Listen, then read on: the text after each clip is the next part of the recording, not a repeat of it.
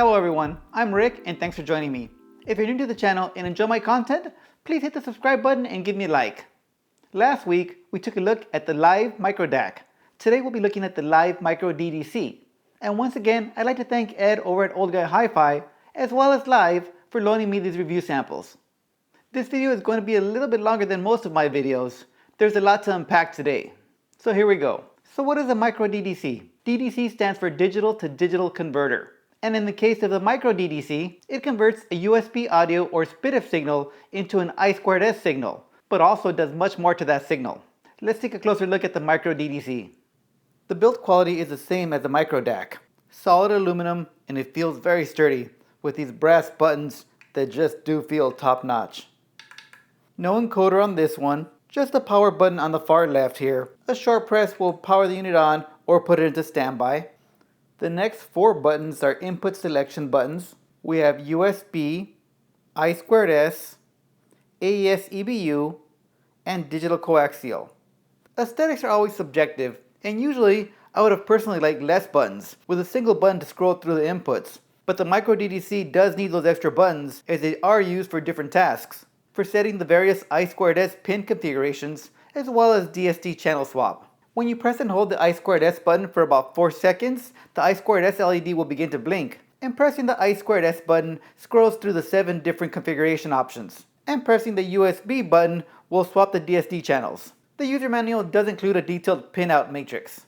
And the final button is for clock source. Let me go ahead and plug this in so you can see the LED actually. LAiV does include a 5V 2A DC switching power supply. We're plugged in, and I'll power on. And there's that LED right here.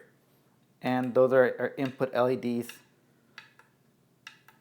The LED under the clock will be lit white when you're using the internal clock of the Micro DDC. And if you have an external 10 MHz clock connected, the unit will sense it and you will have the option to switch over to a blue LED.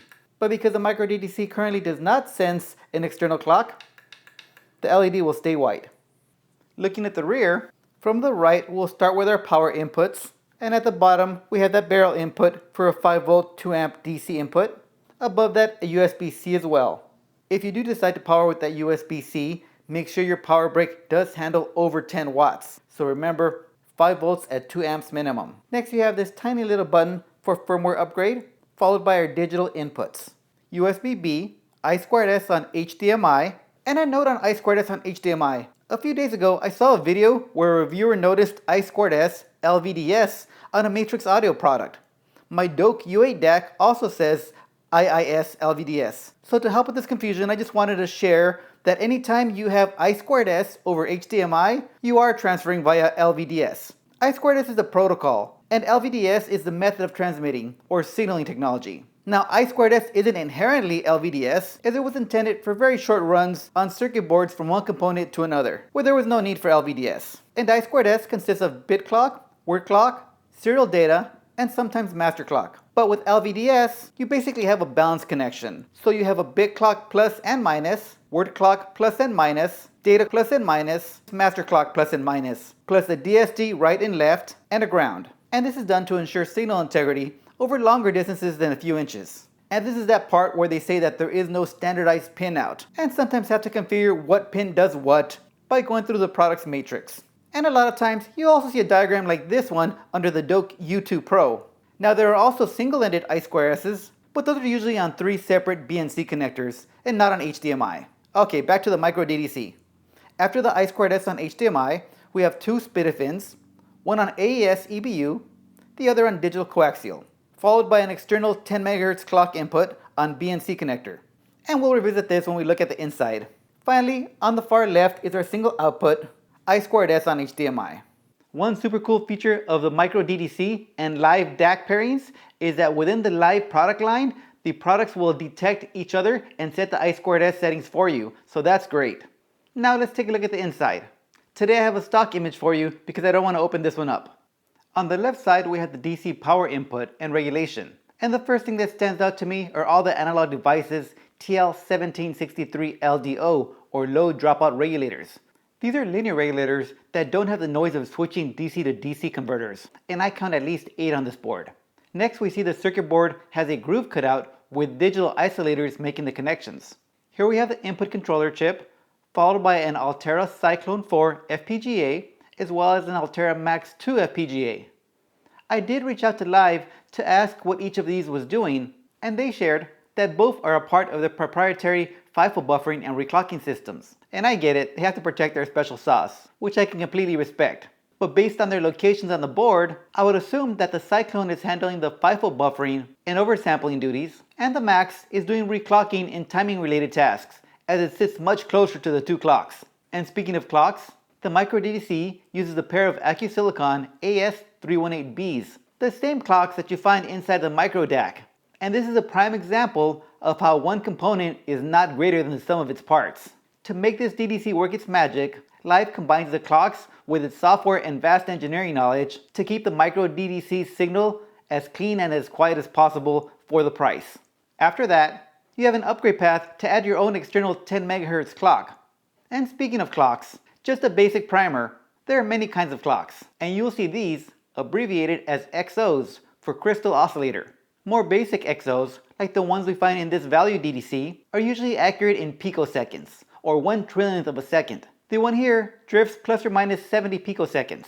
Then TCXOs, or temperature compensated crystal oscillators. These clocks have a little thermistor within the package and helps keep the clock more accurate. When the ambient temperature changes, the thermistor changes and the clocks adjust accordingly to control drift. Generally speaking, TCXOs will be more accurate than standard XOs. Next are femtosecond XOs, which, like their name implies, are accurate within femtoseconds, or 1/quadrillionth of a second. The AS318Bs here are a great example, but there are more accurate clocks still, if you're willing to go to the bank. Now we can get into OCXO territory, or oven-controlled crystal oscillators. These guys are much larger and about 100 times more expensive than some femto clocks. In OCXOs, the crystal oscillators are kept inside of an oven, and the ovens keep the oscillator drift sometimes within 1 or 2 femtoseconds. And then there are DOCXOs, double oven controlled crystal oscillators. Yup, you guessed it, an oven inside of an oven. But I would assume that's NASA level engineering needs. A master clock, usually the name that we give to a purpose-built product with various outputs to sync multiple devices, can usually cost a few $1,000s. The micro DDC gives you an option to add one of those if you would like. Something like the Vinshine LHY collab SW10 Pro switch and master clock with OCXO at around $2,200. I think I'd at least try one of those before the Matrix SC1 at $6,000. Honestly though, they're both out of my budget. But again, for the $849 asking price of the micro DDC, LAiV is already giving you a lot. Maybe LAiV will come out with a full-size Harmony DDC with OCXOs and hopefully add a Toslink input as well as Toslink outputs to make the DDC compatible with more DACs. I think that'd be very cool. On to testing. For testing, the problem that I ran into with the micro DDC is I2S out only. And I currently only have 2 DACs with I2S inputs, the LAiV micro DAC and the Doak Audio U8. So that's what I use for testing here. I started with the Doak U8 DAC priced at $300 and my source, the Cambridge 851N streamer. The 851N is great for testing because it has 3 SPDIF outs that are all on simultaneously. First I connected a digital coax cable to the Doak U8 here. Then I connected an AES EBU from the streamer to the micro DDC here. Then an HDMI cable for the I2S from the DDC over to the U8 here.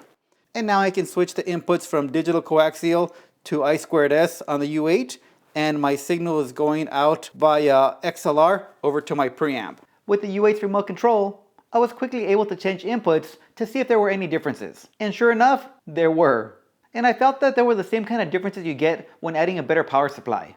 I heard more layers, better imaging, instruments better defined in space, more vocal clarity, deeper bass, and generally a more natural and convincing sound. A great improvement. Then I swapped the Doak U8 for the LAiV micro DAC. When testing the micro DDC with the micro DAC, I brought over the same signal from my Cambridge 851N and I went directly into the DDC with a AES EBU cable, and that'll send the signal via I2S over to the DAC. And then I send a signal directly from the 851N streamer to the micro DAC via a digital coaxial cable here. From there, XLR over to a headphone amplifier. This is the SMSL SHX. And for this setup, I listened with the SJY Horizon Carbon planar magnetic headphones. The exact same improvements. Better layering, deeper bass, better vocal clarity, overall an upgrade. So yeah, it works. Now would I buy the micro DDC to pair with the U8? Probably not. That combo gets close to a topping D70 Sabre, and in that case I would just buy the D70 Sabre. That DAC costs less than the micro DDC itself. Ultimately, the DAC is more important. But if you have a higher end DAC, or one that you really love and just want to get the most out of it, the micro DDC will definitely do that. And I would definitely consider the micro DDC with a topping D90 Mark III, a Centaurus, and the LAiV micro DAC. And I'm a separates guy. I love that the micro DDC is just a DDC because it's something you can have for years, even if you decide to change your DACs or if you have multiple DACs. So to wrap this one up, at $850, it might not be in everybody's budget, but if it's in yours, this is a well worth upgrade and I highly recommend it. And that's all I have for you on this one. Thanks for watching, and I'll see you on the next one.